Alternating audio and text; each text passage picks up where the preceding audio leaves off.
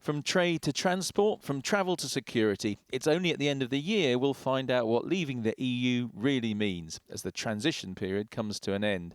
A deal with the European Union before then is meant to help all this run smoothly. But what if there isn't one? Britain's negotiator Lord Frost and his EU counterpart Michel Barnier have been meeting since before we even had to worry about social distancing. But talks have been stuck for months, and the British claim they're ready to walk out if there's no progress this week.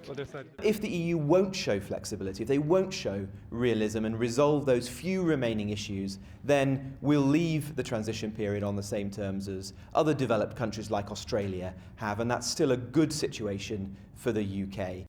The main sticking points in the talks remain what they've been for several months. First, fishing. The EU basically wants to keep existing access to UK waters. The UK wants to negotiate that access each year.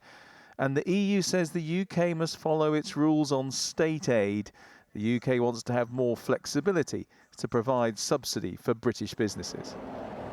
The atmosphere has not been helped by the government saying it's ready to override the terms of a joint agreement with the EU on the Irish border. For the previous Prime Minister, this looks like the UK backing out of a treaty commitment. The government is now changing the operation of that agreement.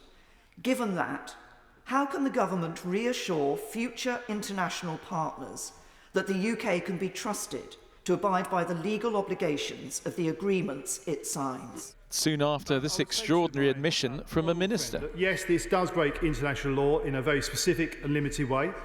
Unsurprisingly, the leader of the opposition is not impressed.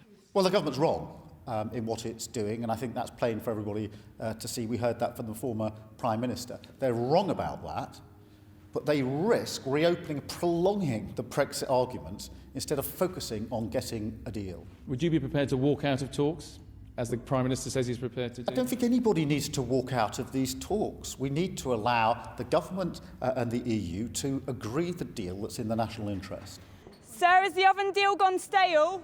Is he ready to walk out, or is he just upping the pressure? Boris Johnson set a deadline for the middle of October, so we should know soon. Andy Bell, 5 News.